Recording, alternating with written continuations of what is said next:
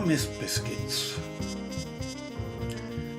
Sometimes things that aggravate you come in short, intense packages.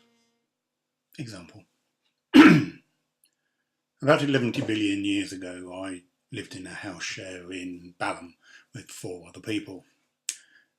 What I didn't know at first was that 2 of those people were agents of Satan. I found this out after an evening when me and my flatmate Eleanor, definitely not an agent of Satan, sat up watching black and white films while supping on her rather large duty-free bottle of amaretto. Amaretto is about 28% alcohol, enough almonds to make it taste a bit like marzipan, and about 3 million parts per thousand sugar.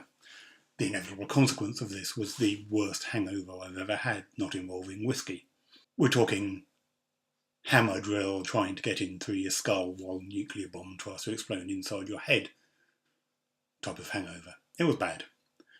It was about to get a lot worse. I stepped out of my bedroom door feeling very bad, only to find that Agent of Satan number 1, Dave, had decided to play a Smiths album very loud.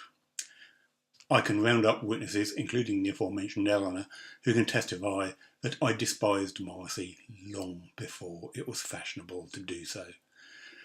Johnny Marr may be a brilliant guitarist, but he pissed his greatness away, propping up the whiny racist rape apologist, and nobody should have to put up with that twat at stupid o'clock in the morning when you have the worst hangover ever. Agent of Satan 1 had done his work. Agent of Satan number 2 got to work when he decided that on that Saturday or Sunday morning, can't remember which, he had to fry mushrooms. People should not eat mushrooms. Mushrooms should eat people. When we're dead and we need to be liquefied back to the bottom of the food chain. Other than that, they should not be eaten, and they certainly should not be fried on a Saturday morning when I've got a hangover. Okay, that went a bit off piste. The point is that a couple of hours later, with more paracetamol that was entirely sensible, I suppose, and with Dave moving on to Nick Cave, and Rupert wafting the stench of fried mushrooms out of the house, things returned to normal. But I miss biscuits. The thing with biscuits is they're very sugary, and I kind of want to get my 52 millimoles per whatever back down below the non-diagnostic level, and I realise that at some point in the future I will probably be able to have biscuits. But the thing with biscuits is they're fabulous. When you're working, you need a break. You can go and nibble on a biscuit while you're thinking. When you're suddenly a bit hungry and you need something just to fill you up but you don't really fancy cooking, there's a biscuit. For almost every occasion, there is a biscuit. When you want to watch a movie, dunking an entire packet of hobnobs in a vat of coffee, there's a biscuit. When you want to dunk something in tea, almost any biscuit will do. And I miss biscuits. I've had to adjust my diet. For the most part, it is actually going pretty well. Give me a wok, some soy sauce, I can cook pretty well anything I feel like, and I've quite enjoyed doing that.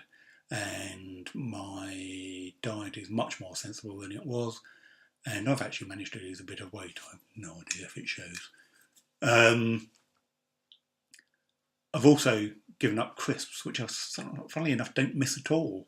They used to be, again, a go-to snack, but I gave them up not so much to do with the diabetes as with the massive high blood pressure incident, and thinking salt, high blood pressure, they tend to go together. Probably stop eating them, and it's really easy to avoid. But biscuits are tricky because they're very tasty, fill many gaps in your day, and that is surprisingly hard to give up. I gave up smoking 18 years ago, and even today I still very occasionally have a moment and think, God, I could really do with a cigarette. You wait it out for 5 minutes and it's gone. And my dad, who gave up smoking in 1970 something, reported much the same thing in the late 80s. That's nicotine for you. But biscuits are proving surprisingly tricky to get the hell over, whereas crisps aren't, and I have no idea why. But I have to say, other than that, the whole diet thing is not going too bad. And it's, quite healthy to have some vegetables and whatnot, which I did before, but it's not enough, and I do more now. My friend Jackie is determined to turn me into a vegan. Jackie, it's not going to happen.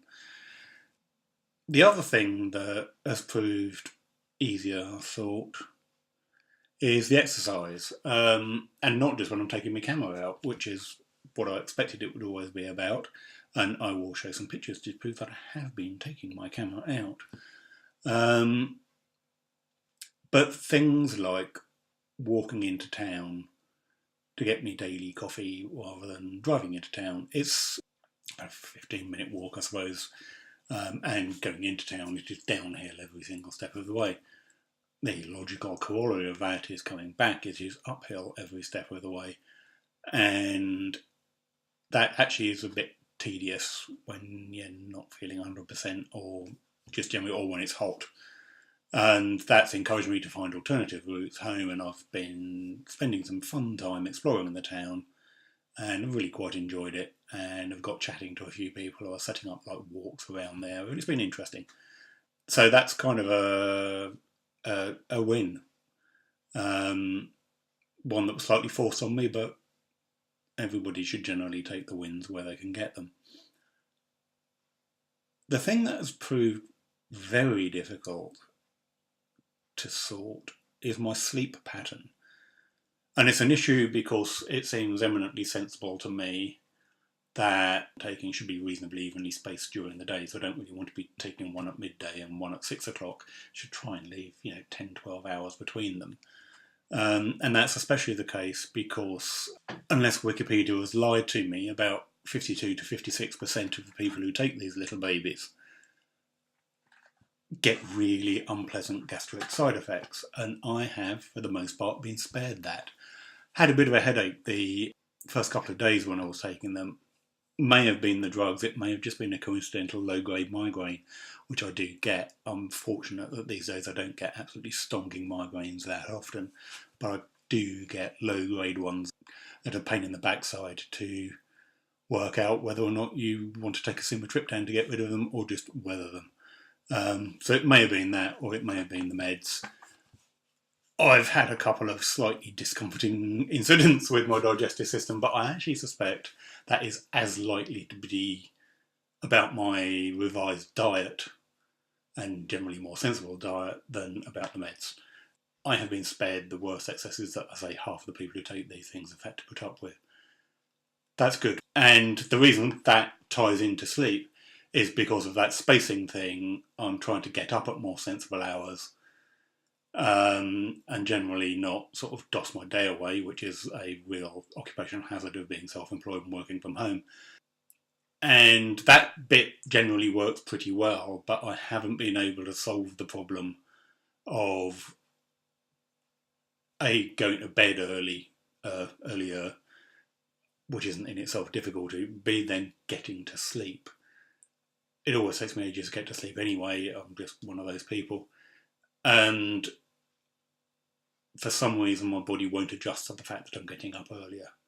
That is proving a bit of a headache. Not sure what the solution to that is. In a couple of weeks I'm going off to what they call Desmond, which is a big one-day educational thing they give to new diabetes diagnosed people. And hopefully I'll find out a bit more there. Don't know though for certain, we'll see. Oh god, the ums are creeping back in. That's it, basically. It's so far not actually too tiresome at all. It's a bit frustrating that while I take my blood pressure a couple of times a day simply because I became a nerd about blood pressure after my incident with the A&E, but I don't have the wherewithal to do a blood glucose check or anything like that, so I don't know what direction it's going, and I've got to wait until sometime just before Christmas to go to a proper diabetes clinic, give all sorts of really, really pleasant samples and find out what's going on. We'll see. But so far so good, but I really miss biscuits. If you find this at all interesting, informative, amusing or whatever, there's a subscribe and a like button which would be very nice of you to click. But don't feel obliged, I'm not really doing this for the audience, but if you're finding something useful it'd be nice to know.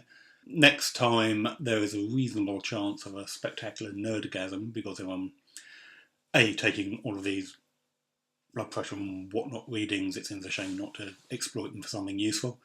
And B, because my friend Jerry from Poly introduced me to the concept of the glycemic index, which I've not come across before, and it seems it's quite a big thing, and another thing called the glycemic load. But I need to poke around the data before I feel I have anything interesting to say about that. So if I do ever get round to making another one of these, see you next time.